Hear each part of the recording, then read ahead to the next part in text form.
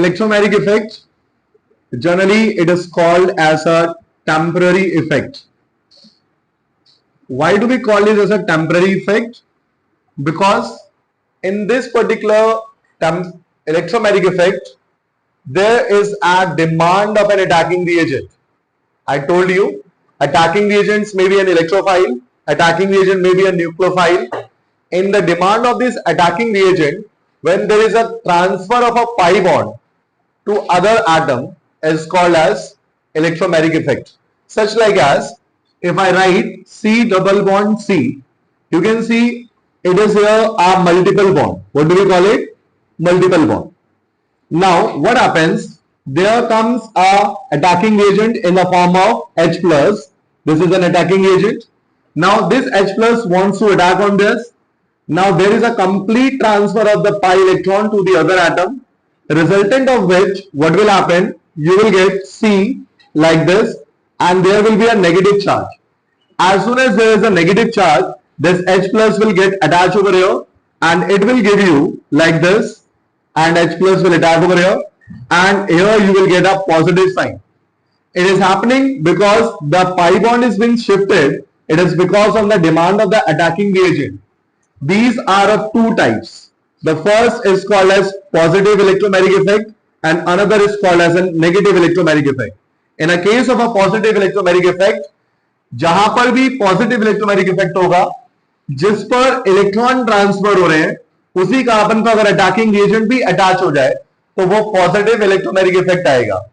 और ऐसा मान लो कि आपने यहां पर इस तरह से केस रखा था और यहां पर आप एक इस तरह का आप एक रिएजेंट लेके आ रहे हैं, अटैकिंग रिएजेंट, और आपने इलेक्ट्रॉन इस कार्बन पे शिफ्ट किया और रिजल्टेंट हुआ क्या कि जो अटैकिंग रिएजेंट है वो उधर ना जाकर दूसरे कार्बन के नीचे आगे जुड़ गया.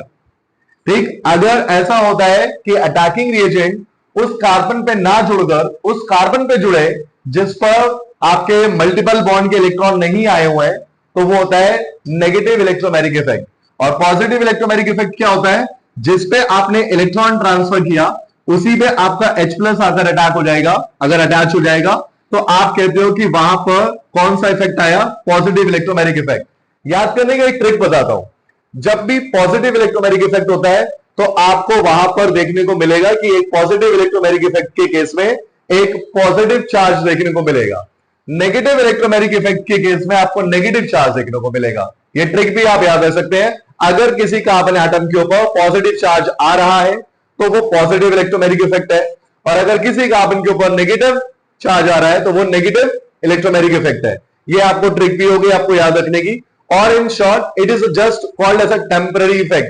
Now, inductive effect and when we compare the electromagnetic effect, there is a difference.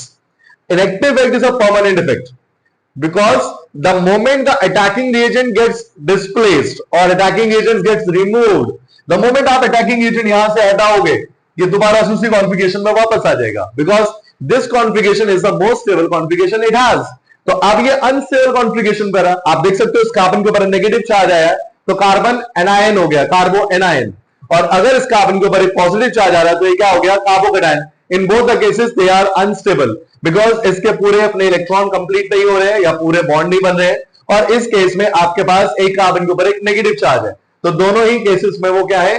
Unstable. इसीलिए इलेक्ट्रोमैग्नेटिक इफेक्ट को क्या बोला जाता है कि एक ऐसा इफेक्ट जिसके अंदर आपको अटैकिंग रिएजेंट की डिमांड की वजह से इलेक्ट्रॉन ट्रांसफर हो जाए, पाई इलेक्ट्रॉन ट्रांसफर हो जाए, वो हमारा क्या कहलाता है? Electromagnetic effect. क्या कहलाता है? Electromagnetic effect. ठीक.